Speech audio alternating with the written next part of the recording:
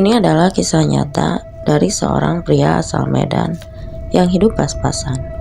Dia harus bekerja siang malam sebagai driver ojek online untuk menghidupi ibunya yang sudah tua renta. Namun di tengah kehidupannya yang terbilang sedih, dia bertemu dengan seorang pria cantik yang merupakan ratu buaya penunggu sungai yang memberikannya kekayaan. Lalu bagaimana kisah lengkapnya? Dan bagaimana pria ini menjalani kehidupannya usai bertemu dengan sang ratu buaya? Mari simak video lengkapnya. Berikut ini, Dani adalah seorang pria muda berusia 28 tahun yang tinggal di sebuah rumah kecil di pinggiran kota Medan. Rumah itu berdinding kayu yang sudah lapuk dan atapnya sering bocor saat hujan. Di sanalah ia tinggal bersama ibunya, Bu Siti, seorang wanita tua yang tubuhnya semakin ringkih karena usia dan penyakit rematik yang dideritanya. Selama bertahun-tahun sehari-hari, Dani bekerja sebagai driver ojek online. Dari pagi hingga malam, ia berkeliling kota dengan motornya yang sudah tua dan sering mogok. Pendapatannya tak seberapa, hanya cukup untuk membeli kebutuhan dasar, seperti beras, minyak goreng, dan obat-obatan untuk ibunya. Tapi meski begitu, Dani selalu berusaha tersenyum. Setiap kali pulang ke rumah, ia ingin ibunya merasa senang, meski di dalam hatinya, ia sendiri merasa kesusahan. Di balik senyumannya, itu ada kepedihan yang mendalam. Beberapa bulan pernikahannya dengan Anita, wanita yang sangat dicintainya, berakhir dengan perceraian. Yang awalnya menerima dia apa adanya, berubah setelah mereka menikah. Tekanan dari orang tua Anita, terutama mertuanya, yang menganggap Dani tak pantas untuk putri mereka, membuat pernikahan itu tidak bisa bertahan lama. Perceraian itu meninggalkan luka yang dalam di hati Dani, tapi ia tidak punya waktu untuk merantapi nasibnya. Terlalu lama, ibunya membutuhkan perhatiannya, dan dia tahu bahwa satu-satunya cara untuk bertahan adalah terus bekerja keras. Namun di dalam kehidupan Dani semakin berat. Motor yang menjadi tulang punggung pekerjaannya sering rusak. Biaya servisnya hampir sama dengan penghasilannya dalam sehari. Di sisi lain, kebutuhan ibunya terus meningkat. Terkadang, Dani hanya makan nasi dengan garam atau kerupuk supaya bisa menghemat. Tetangganya sering melihat Dani termenung di depan rumahnya. Di malam hari, mereka tahu Dani ini adalah pria baik, tapi kemiskinan membuat hidupnya sulit. Di malam-malam yang sunyi, Dani sering berbicara dengan dirinya sendiri. Ia memandangi langit dari jendela rumahnya yang kecil. Ya Allah, apakah salah saya? Kenapa kehidupan saya begini berat? Bisiknya lirih. Suatu sore yang teduh, Dani duduk di tepi sungai dekat rumahnya. Suara gemericik air yang mengalir pelan, seolah menjadi pelipur lara di tengah kekalutan hatinya. Ia menatap ke dalam aliran sungai yang keruh, melihat bayangan wajahnya yang tampak letih. Wajah itu menyimpan segudang beban kehidupan yang penuh perjuangan, rasa sakit karena kehilangan cinta, dan ketidakpastian akan masa depannya. Kenapa hidup saya begini, ya Tuhan? Gumamnya lirih, selaya melempar batu kecil ke sungai. Namun di tengah lamunannya, sebuah gerakan kecil di antara bebatuan sungai menarik perhatiannya. Air yang semula tenang menjadi mendadak terguncang, disertai suara percikan kecil. Dani berdiri mencoba melihat lebih jelas dari kejauhan. Ia melihat seekor anak buaya yang ukurannya tak lebih dari lengan manusia. Anak buaya itu nampak terjerat di antara bebatuan sungai. Moncongnya bergerak-gerak, seolah berusaha keras untuk melepaskan diri. Tetapi setiap kali ia mencoba, tubuh kecilnya justru terhimpit lebih. Rasa iba tiba-tiba muncul dalam hati Dani. Kasihan sekali, mungkin dia akan mati kalau tidak segera ditolong, bisiknya. Dani melihat ke sekeliling, memastikan tidak ada buaya yang besar yang mengintai. Tapi saat itu keberanian Dani mengalahkan rasa takutnya. Ia mencari sebatang bambu yang cukup panjang di sekitar sungai. Setelah menemukannya, Dani mendekati anak buaya itu. Perlahan air dingin menyentuh kakinya. Saat ia melangkah ke dalam sungai, anak buaya itu mulai bergerak gelisah, seakan menyadari keberadaan Dani. Sabar, aku hanya ingin menolongmu, kata Dani, seolah-olah buaya kecil itu bisa memahami ucapannya. Dengan hati-hati, Dani menggunakan bambu untuk mencoba menggeser batu-batu yang menjepit tubuh anak buaya tersebut. Tapi usahanya tidak mudah. Batu-batu itu licin karena lumut, dan bambu yang ia pegang sering terpeleset. Jangan menyerah, gumam Dani kepada dirinya sendiri, sembari terus berusaha. Setelah beberapa menit, akhirnya batu yang paling besar berhasil ia geser. Tubuh kecil anak buaya itu pun perlahan terbebas. Setelah beberapa saat, anak buaya itu akhirnya berhasil berenang bebas ke aliran sungai yang lebih dalam. Berhenti sejenak menatap Dani dengan mata kecil yang hitam. Ada sesuatu yang aneh dalam tatapan itu, seperti rasa terima kasih. Meski mungkin itu hanya perasaan saja. Pergilah, jangan sampai tersangkut lagi, kata Dani sambil tersenyum. Setelah anak buaya itu berenang menjauh, tubuhnya perlahan menghilang di antara riak air sungai. Dani kali ini duduk di tepi sungai, tangannya menggenggam bambu yang tadi ia gunakan. Meskipun Dani sendiri tidak menyadari bahwa apa yang baru saja ia lakukan akan menjadi awal dari sesuatu yang luar biasa di dalam hidupnya. Saat matahari mulai terbenam, warna jingga di langit memantul di permukaan air sungai. Dani menatap langit dengan perasaan campur aduk. Di satu sisi, ia merasa bangga karena telah menyelamatkan makhluk hidup. Tetapi di sisi lain, ia tetap tak bisa lepas dari kenyataan hidupnya yang penuh kesulitan. Malam itu setelah menolong anak buaya di sungai, Dani pulang ke rumah dengan tubuh yang letih, namun hati yang sedikit lega. Meskipun hidupnya berat, ada kebahagiaan kecil karena ia berhasil menyelamatkan makhluk yang tak berdaya. Di dapur kecil rumahnya, ia memanaskan sisa nasi dan menggorengnya seadanya untuk makanan malam. Ibu Siti sudah tertidur di kamarnya, jadi Dani makan seorang diri di ruang tengah yang hanya diterangi lampu temaram. Setelah makan, Dani berbaur di lantai dekat jendela, menikmati udara malam yang masuk melalui celah kayu dinding rumahnya. Angin sungai yang sejuk membuat matanya perlahan terpejam. Dalam hitungan menit, ia sudah tertidur lelap. Dalam tidurnya, Dani mengilimi mimpi yang aneh dan tak biasa. Ia berdiri di tepi sungai yang sama, tetapi suasananya sangat berbeda. Air sungai nampak berkilauan seperti dilapisi permata, sementara pepohonan sekitarnya terlihat lebih hijau dan hidup. Di tengah suasana itu muncul seorang wanita cantik yang berdiri di seberang sungai. Wanita itu mengenakan gaun putih panjang yang melambai-lambai tertiup angin, dengan rambut hitam panjang yang terurai. Matanya berwarna hitam pekat, tapi penuh kehangatan.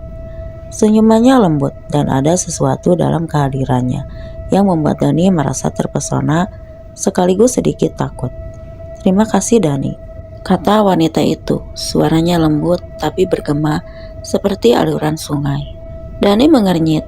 "Terima kasih, untuk apa?" "Terima kasih karena kamu telah menolong anakku." Dani terkejut. "Anakmu? Maksudnya anak buaya itu?" Wanita itu kemudian mengangguk. "Aku tahu hidupmu tidak mudah, tapi tindakanmu hari ini menunjukkan hatimu yang tulus. Aku hanya ingin mengucapkan terima kasih." Sebelum Dani menjawab, wanita itu hilang, lenyap seperti kabut pagi yang disapu matahari. Dani terbangun dengan napas tersengal. Ia duduk mengusap wajahnya, mencoba memahami apa yang baru saja terjadi. "Cuma mimpi," gumamnya. Namun mimpi itu terasa begitu nyata, seolah-olah wanita di sungai benar-benar ada. Dani mencoba melupakan mimpi tersebut dan kembali tertidur. Tetapi pikirannya terus memutar. Wajah wanita itu, siapa? Bagaimana dia tahu namanya? Pertanyaan-pertanyaan itu terus menghantuinya. Hingga pagi itu, di hari itu Dani mencoba mengabaikan mimpinya dan menjalani hidupnya seperti biasa. Ia menghidupkan motornya yang mulai mencari penumpang. Di malam berikutnya, Dani mengalami mimpi yang sama, kembali menghampirinya. Kali ini wanita itu mengulurkan tangannya ke arah Dani. "Kamu tidak perlu memberi jawaban. Sekarang aku akan menunggu di sungai. Tepat kau menolong anakku," katanya. Sebelum menghilang, ketika Dani terbangun, ia tahu satu hal. Ia harus kembali ke sungai. Untuk itu, ia mencari jawaban yang ada. Sesuatu yang luar biasa terjadi, dan ia tidak bisa mengabaikannya begitu saja. Malam itu, Dani duduk termenung di atas tempat tidurnya, memikirkan mimpi-mimpi aneh yang terus menghantui tidurnya. Malamnya sosok wanita cantik dengan senyum misterius itu rasanya begitu nyata, seolah-olah ada sesuatu yang menunggunya di sungai. Akhirnya, Rasa penasaran dan dorongan yang tak bisa dijelaskan membuat Dani memutuskan untuk pergi menuju sungai. Dengan hanya mengenakan jaket tipis dan membawa senter kecil, ia meninggalkan rumah tanpa membangun ibunya. Begitu tiba di tepi sungai, Dani berdiri diam mendengarkan suara gemericik air yang tenang. Panggilan dengan suara bergetar. Kau memang ada tunjukkan dirimu, hanya ada keningan sebagai jawaban. Dani merasa konyol. Apa aku hanya bermimpi? Mungkin aku terlalu lelah. Gumamnya sambil menggeleng. Namun sebelum ia sempat berbalik untuk pulang, air sungai tiba-tiba bergerak dengan gelombang kecil yang tidak wajar. Dani, suara lembut menggema di udara, membuat Dani merinding dari balik kabut tipis yang muncul di permukaan sungai. Wanita cantik yang selama ini hadir dalam mimpinya perlahan muncul menggunakan gaunnya yang putih panjang nampak berkilauan. Di bawah sinar rembulan dan rambutnya yang hitam tergerai menyentuh permukaan air. Dani tertegun. Apakah kau nyata? Wanita itu tersenyum. Aku sudah menunggumu, Dani. Kau datang seperti yang kuharapkan dan mencoba berbicara. Tapi lidahnya terasa keluh. Keindahan wanita itu begitu memukau. Tapi di balik keindahannya ada sesuatu yang terasa mengintimidasi. Kau tidak perlu takut. Dan lanjut wanita itu melangkah mendekat. Ia kini berdiri tepat di hadapan Dani, meskipun kakinya tidak menyentuh tanah. Ia berdiri tepat di hadapan Dani, meskipun kakinya tidak menyentuh tanah. Aku adalah penjaga sungai ini. Aku ingin berterima kasih padamu karena sudah menyelamatkan anakku. Dan aku ingin membalas kebaikanmu. Jawabnya lembut. Anakmu? Tanya Dani bingung. Iya. Anak buaya yang kau selamatkan itu, dia bukanlah anak buaya biasa. Dia adalah bagian dari keluargaku. Sikapmu sudah menunjukkan kebaikan hatimu karena sudah menyelamatkan anak buaya itu. Lalu, apa yang kau inginkan dariku?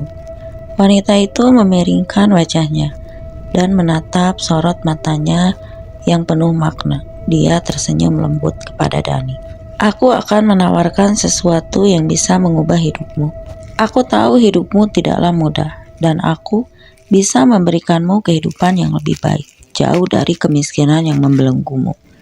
Menikahlah denganku, jawab wanita itu tanpa ragu. Dani terdiam, mencoba mencerna apa saja yang didengarnya. Menikahimu? Tapi kau bukan manusia. Aku memang bukan manusia sepertimu, wanita itu tersenyum.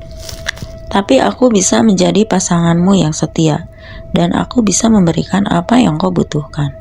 Aku tidak meminta lebih darimu, hanya kesediaanmu untuk menjalani hidup bersamaku di alamku. Dani mengerutkan kening. Di alammu? Maksudmu di sungai ini? Iya, jawab wanita itu pelan. Kami ada di balik dunia yang kau kenal. Aku akan membawamu ke sana. Dan kita akan menikah, dan aku akan memberikanmu kekayaan yang kau butuhkan, membahagiakan ibumu dan dirimu sendiri. Dani memandang wanita itu dengan bingung. Tawaran itu terdengar menggiurkan, tapi juga penuh resiko. Ia tahu ini bukanlah keputusan yang bisa diambil dengan mudah. Aku tidak tahu, gumam Dani. Wanita itu mendekat. Lalu kali ini dia menyentuh bahu Dani. Dengan sentuhannya yang dingin seperti air sungai, tapi menenangkan pikiran Dani. Pikirkanlah Dani, apa yang bisa kau miliki sekarang untuk bisa membahagiakan ibumu. Aku hanya ingin bisa membantumu. Dan ini adalah caraku untuk bisa membalas semua kebaikanmu. Dani terdiam beberapa saat. Baiklah, jika itu caramu untuk membalas budi padaku, maka aku akan ikut. Wanita itu tersenyum lebar. Keputusan yang bijak. Tiba-tiba terdengar gemuruh dari arah sungai. Tiba-tiba kabut tebal menyelimuti sekitarnya. Dani merasa ditarik oleh sebuah pusara angin, namun tidak menyakiti dirinya. Dia tidak terluka atau takut, hanya sensasi aneh seperti melayang saat kabut mulai menghilang. Dani terkejut melihat dirinya sudah berada di tempat yang berbeda. Ia kini berdiri di depan sebuah istana megah yang terbuat dari batu berkilauan seperti berlian.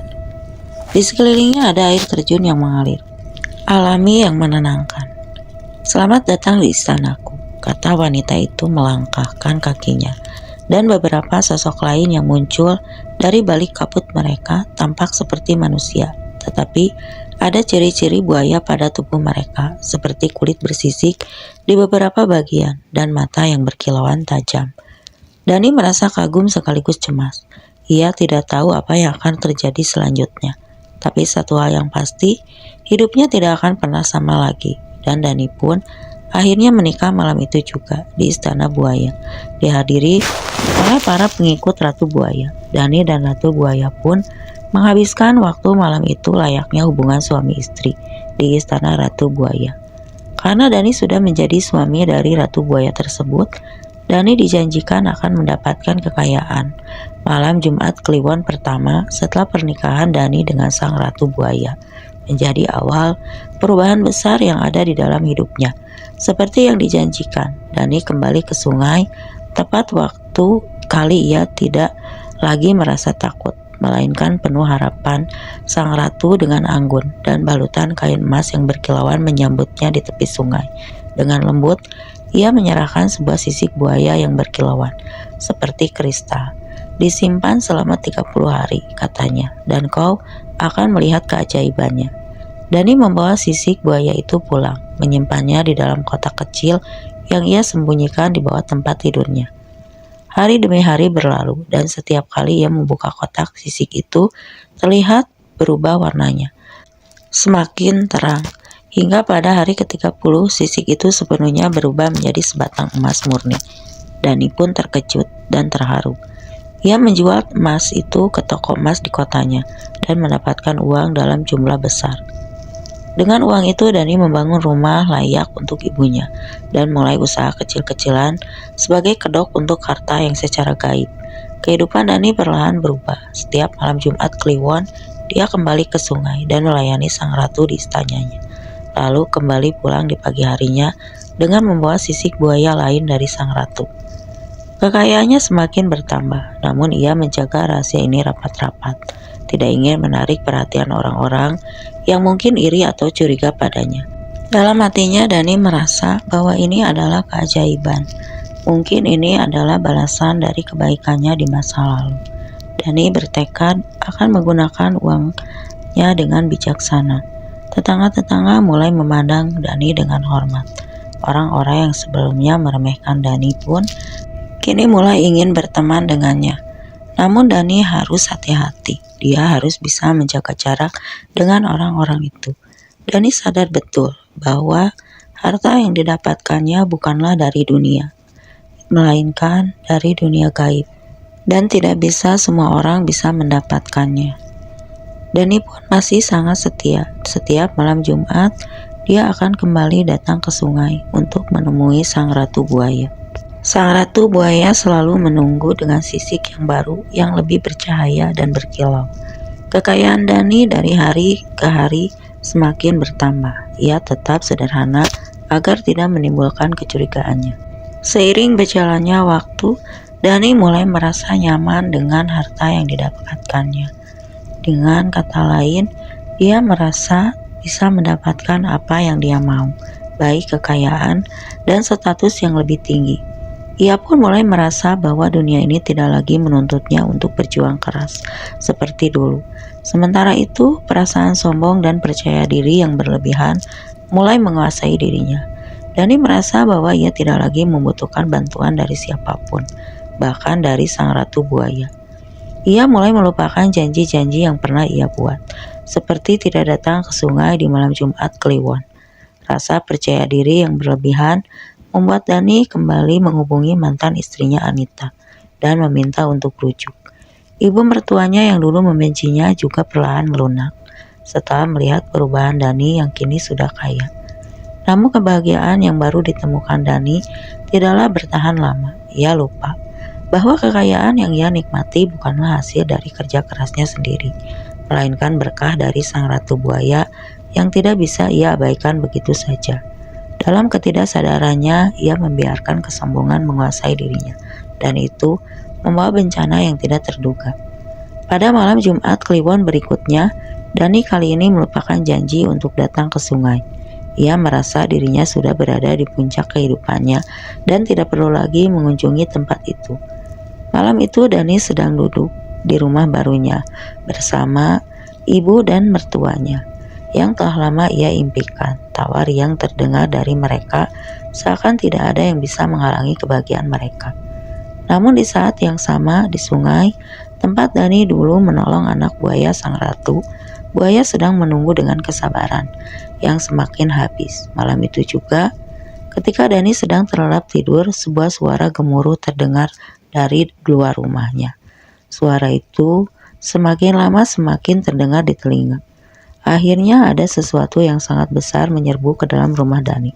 Dani terbangun, dan sebelum ia sempat mengerti apa yang sedang terjadi, sebuah sosok raksasa melesat ke dalam kamarnya.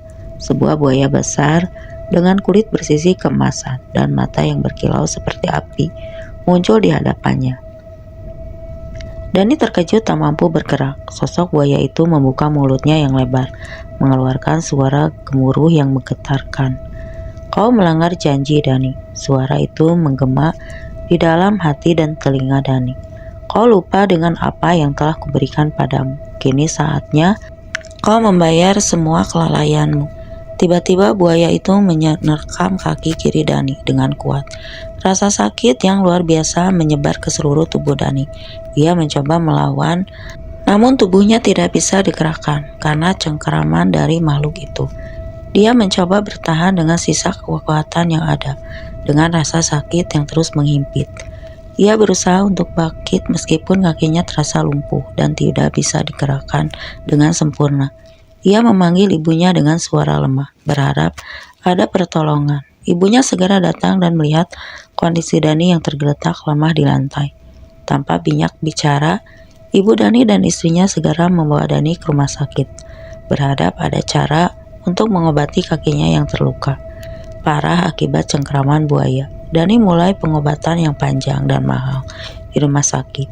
Setiap hari dia harus menjalani perawatan, fisioterapi, dan obat-obatan yang menguras uang. Ia menggunakan hampir seluruh tabungannya untuk pengobatan. Berharap suatu hari ia bisa berjalan normal lagi. Namun hari demi hari berlalu dan biaya pengobatan terus menguras habis sisa hartanya. Tidak ada lagi emas yang bisa ia jual. Tidak ada lagi harta yang datang dari dunia gaib. Begitu banyak uang yang telah habis untuk pengobatan kakinya. Dan tanpa disadari, Dani kali ini jatuh miskin. Kini rumah yang dulu megah itu harus dijual untuk menutupi biaya pengobatannya. Dan terpaksa melepaskan rumah yang dulu penuh kebanggaan dan kenangan yang baru yang penuh dengan kebahagiaan dan mimpi. Uang hasil penjualan rumah itu habis untuk biaya pengobatan, tetapi setiap hari Dani merasa semakin dekat dengan jurang kehancuran. Motor, kios, dan sisa hartanya yang lain perlahan semua habis untuk menutupi biaya pengobatan. Dan untuk kehidupannya sehari-hari, sahabat-sahabat yang dulu dekat dengannya karena kekayaannya kini menjauh. Tanpa kekayaan yang ia dapatkan kini menghilang tanpa jejak. Ibu mertuanya yang dulu tak melunak kini kembali berpaling karena kecewa melihat hidup Dani yang jatuh kembali ke jurang kemiskinan. Dani pun kembali merasa sedih.